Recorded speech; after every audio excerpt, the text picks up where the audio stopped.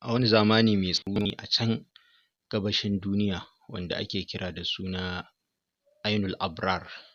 Birnin Ainul Abrar birni ne mai girma da mutane da ainihi ƙarfin masarauta, wanda sarkin birnin wanda ake kira da Gabarul Uwais yake mulkin wannan birni kuma Gabarul Uwaisu ya daɗe akan wannan karaga har ta kai ta kawo tsufa ya fara kama shi, gashi baya gani ma sosai. To amma har yanzu ba a samu wanda zai hau kan karagar mulkin ba, duk da cewa yana da ɗa guda ɗaya wanda ake kira da Yarima Unais. Yarima Unais shi ya kamata a ce ya gaji wannan masarauta, saboda tsarin mulkin ƙasar haka yake. Indai mutum yana mulki a ƙasar girma ya kama shi to zai iya yin murabus ya ba wa ɗansa, ko kuma a'a idan ya mutu ɗansa ya gaje shi. To amma lallai matsalar da take faruwa a yadda masarautar suka tsara kundin mulkin su shine, in dai har mutum zai yi mulkin wannan birni sai dai ya kasance yana da aure. To shi matsalar Yarima Unais ya taɓa yin aure a baya, amma kuma matan ba sa zama sai dai su riga su mutu, kuma har ta kai ta kawo abin da ya ƙara faɗaɗa ko ya ƙara yin zurfi, sai ya zamana cewar shi Yarima Unais duk lokacin da ya nemi yarinya zai aura, sai ka ga da an fara neman auren ba za a daɗe ba sai ka ga an wayi gari ta mutu sai gawarta. To wannan al'amari yana dagula lissafi a wannan masarauta. Sarki hankalinsa yana matuƙar tashi, saboda haka yake ta sawa ana mai bincike a guri cikin duniya dangane da matsalar nan ta Yarima Unais da ana ganin kamar abin wasa, saboda ana so lallai sarki girma ya kama shi, Yarima Unais ya riga ya hau kan karaga, to amma ba zai taɓa yiwuwa ba saboda mulkin birnin sai mutum yana da aure yake yi. Ta haka ne sarki Gabarul Uwais ya sa aka faɗaɗa bincike na bokanci da neman sanin menene yake faruwa. Idan aka kirawo bokaye suka zo wannan birni suka yi bincike, suka zafafa da faɗaɗa cikin binciken al'amarin Yarima Unais, sai wato kundin tsafin nasu ya ringa faffashewa yana tarwatsewa. Ta haka ne aka gano lallai wannan abu ba ƙaramin abu bane ba. So amma sarki Gabarul Uwais bai haƙura ba, hankalinsa dai baya jikinsa, yana da tashin hankali mai yawa a gare shi, saboda ganin idan har ya riga ya mutu ba a samu wannan warwarewar wannan matsala ta Yarima Unais ba, to ba makawa mulkin zai iya barin jinin sarautar jininsa ya koma ga ko da na waziri ne ko wasu 'yan fada. To saboda haka sarki ya matsa sosai da a je a ringa bincike. Aka bincika sai aka samo wani mashahurin boka wanda ya zo birnin, sarki ya gayyace shi da ya zo ya yi nasa binciken. Shi wannan boka an tabbatar da cewa hatsabibi ne, domin da ƙyar ake iya samo shi. Wannan boka da ake kira da Halilul Arsi. Halilul Arsi boka ne sosai mashahuri, don haka da sarki ya gayyato shi mutane sai suka fara firgita a wannan masarauta, suna ganin kamar wani tashin hankali za a yi, tunda duniya ta san har Hasarul Ursi da masifaffen wato hatsabibancinsa na tsaface-tsaface da rashin tsoro. Saboda haka da wannan boka ya riga ya zo sai ya gaya sarki, ya ce shi zai iya binciko matsalar sarki Yarima Unais, amma sai dai in sarki ya yi masa alƙawari zai ba shi gwaggwaɓar lada. Ɗaya daga cikin ladan shine za a naɗa shi a matsayin sarkin bokayen wannan birni, sannan kuma za a yi masa kyakkyawan sallama wacce za ta sa ya fita daga cikin talauci. Sarki Gabarul Uwais ya ji wannan batu ya ce babu damuwa, sai ya binciko abin da ake tsammanin zai zama mafita ɗin. Take a nan boka ya shiga halarar bincikensa, yana faɗaɗawa sai bayanai suka fita a gare shi cewar lallai Yarima Unais yana cikin wani tarko ne ko wani babban tsafi da aka yi masa tun yana ƙuruciyarsa har ka yanzu, wanda kuma wanda yi masa wannan wani babban mashahurin boka ne wanda ba ma ya shigowa cikin al'umma, yana can wani daji da ake kira da dajin Zaburutul Abrar. Tabbas Zaburutul Abrar daji ne wanda yake tsakiyar dazuzzuka wajen guda 3 ko 4 wanda dole sai an wuwuce su ma sannan za a je wannan daji. Shi wannan boka babban mashahuri da yawa Yarima Unais wannan sihiri ya yi shi ne domin lallai ya san sai an neme shi, kuma ya yi wannan tarko ne da nufin a je gare shi, shi kuma yana da wata buƙata a wajen Yarima Unais, wanda kuma sihirin wannan boka na yanzu ya kasa gano menene wannan, amma dai tabbas wannan boka shi ne ya yi wannan sihiri ga Yarima Unais, kuma ba za a samu waraka ba har sai shi Yarima Unais ɗin ya je gare shi, sannan zai gaya masa dalilin da ya sa ya yi masa wannan sihirin, kuma yana son zai yi amfani da shi wajen biyan wata buƙatarsa wacce ba a san ko mece ce ba.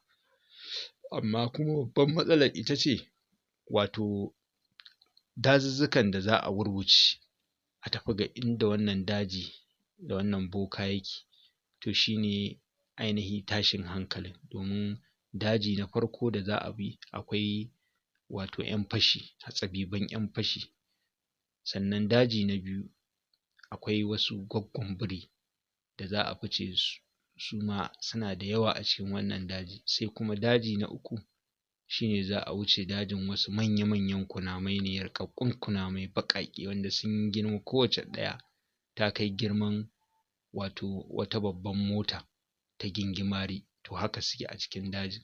To dole sai an wuwuce wannan dazuzzukan sannan za a shiga a je dajin da wannan boka yake wanda ya yi wa Yarima Unais sihiri.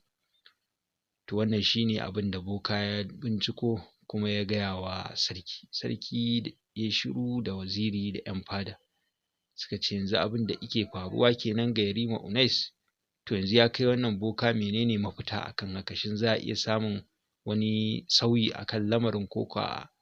Boka ya ce tabbas wannan bincike da na yi muku haka yake, dole sai Yarima Unais ya tafi ga wannan boka, ya je inda yake ya kai kansa, kuma sannan zai fa gaya masa buƙatunsa da yake so a kansa. Yarima Unais zai yi su kafin ya warware masa sihirin, tunda shekara da shekaru yadda binciken ya nuna ya daɗe a kan tarkon, yana son ya samu irin jinin su Yarima Unais, su kaɗai ne za su iya gudanar masa da aikin a duniya. To don haka shi ya sa ya kafa wannan tarko wanda dole ana daga nan za a tafi a je a same shi, ba shi ya zo da kansa ba. To wannan shi ne batu. Sarki ya yi shiru da waziri suka ce to shi kenan, kai wannan boka yanzu mun sallame ka, ka tafi, za mu neme ka, koma ga masaukinka. Boka ya ce ba damuwa, ya tashi ya tafi.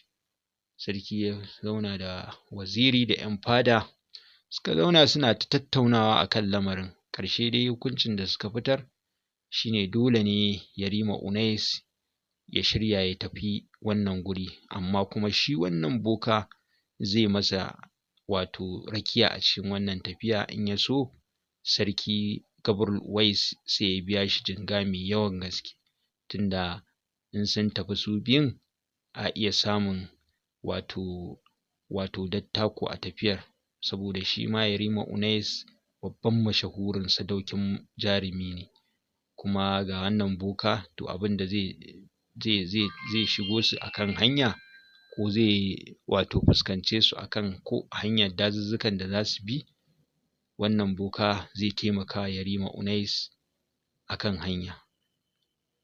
Wannan shawara sarki ya yanke da shi da waziri. Washe gari aka nemi boka aka gaya masa, shi ma boka ya amince da cewa zai yi rakiyar Yarima Unais zuwa wannan dazuzzuka guda 3, amma ba shi da damar da zai iya shiga dajin da wannan hatsabibin boka yake, sai dai in sun shiga wannan daji ya tsaya daga baya. Sarki ya amince da wannan abu. Kafin nan ai kiran Yarima Unais a gaya masa dukkan matsalolin da suke damunsa, cewar ya kai Yarima Unais, in ji sarki Gabrul Uwais, mun yi bincike an tabbatar da cewar matsalarka ita ce ta wani hatsabibin boka ne da ke cikin wani daji, shi ne ya riga ya tsafance ka tun kana da ƙuruciyarka, ba za ka taɓa yin aure ka zauna da mata ba sai matan nan ta mutu, kuma ya riga ya san dokokin wannan tsarin namu na wannan mulki na ƙasan nan, dole sai mutum yana da aure zai yi mulki. To saboda haka idan har ba ka da wannan auren ba za ka taɓa yin mulki ba, ni kuma ga girma ya kama ni a yanzu ma ya kamata ne murabus, saboda gani ma ba sosai nake iya gani ba. To abin da ya kawo jinkiri saboda kai ka kasance ba ka da aure, don haka dole ne ka yi shiri kai da wannan boka ya tafi ya raka ka zuwa wannan daji, ku je ku gana da wannan hatsabibin wato boka, ka ji abubuwan da yake buƙata a gare ka, sannan a samu warwarewar wannan matsalar. Yarima Unais ya ce, ya babana, ba ni da ja a duk abin da ka ce, kuma ka san ni ba na iya juya baya akan duk wata buƙata da ta bujiro min, domin ba ni da wani abu da nake shayi ko tsoro a wannan duniyar. Saboda haka ni a shirye nake kowane lokaci da ni da wannan mashahurin boka mu yi shiri mu tafi zuwa waɗannan dazuzzuka guda 3 da aka ce, sai kuma dajin shi da za mu shiga na wannan ainihi hatsabibin boka, mu ji dalilinsa na yin wannan sihiri a gare ni. Wannan al'amari haka ya kasance, aka yi shirye-shirye, aka haɗa Yarima Unais da wannan boka, suka tashi suka tafi. Shi wannan boka da suka fita bayan gari sai kiran wani aljani mai siffar wato talotalo ya zo, ƙatoto ne da fuka-fukansa, ya ɗauke su suka lulaƙa cikin gajimare, tun ana hangen su har suka ƙule. Suna cikin tafiya cikin iska da gudu da sauri tamkar walƙiya ko kuma taurariya mai wutsiya, yayin da bokan yake tambayar Yarima Unais, ya kai Yarima Unais, tabbas rayuwarka fa tana cikin tsaka mai wuya, domin ba mu san menene dalilin da ya sa wannan boka ya yi maka wannan sihirce-sihirce ba, kuma ka ga wayannan dazuzzukan da za mu shiga, wasu dazuzzuka ne waɗanda su kansu mafarauta da manya-manyan jarumai suke tsoron shiga dazuzzukan nan. To amma na san kai a yadda na ga taurarinka mutum ne mai sa'a da nasara da kuma rashin tsoro akan duk abin da isa a gaba, shi yasa nake da yaƙinin za ka iya yin nasara. To amma duk da haka fa sai an jajirce sosai. Yarima Unais ya murmushi ya ce, ya kai wannan boka, ka sani rayuwa ba a bakin komai take ba dai da biyan buƙata. In na ma zauna a birnin namu ban wannan fitowar ba, to ina ji ina gani zan yi mutuwar tsaye, saboda ba yadda za a yi na yi mulkin birninmu in dai har ba ni da aure, ga kuma mahaifina tsufa ya kama shi, mutuwa yau ko gobe, tunda kana ganin idanun nasa ma ba gani yake ba, kuma ba dama ya yi murabus a yanzu, dole sai dai a jira a ga me zai faru dangane da rayuwar shi. To kaga kuwa idan har dai ina so in rayu cikin mutunci, to dole ne in je in nemo wannan matsalar wa hanyar warware wannan matsala ta.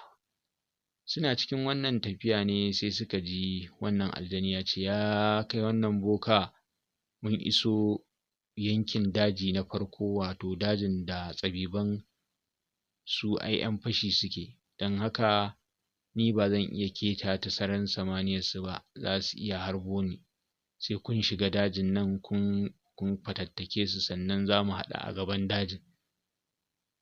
Boka ya daka aljanin tsawa ya ce, to sai ka sauka ƙasa yanzu. Aljani ya yi ƙasa shuu ya dirge jim, suka tsaya a bakin dajin.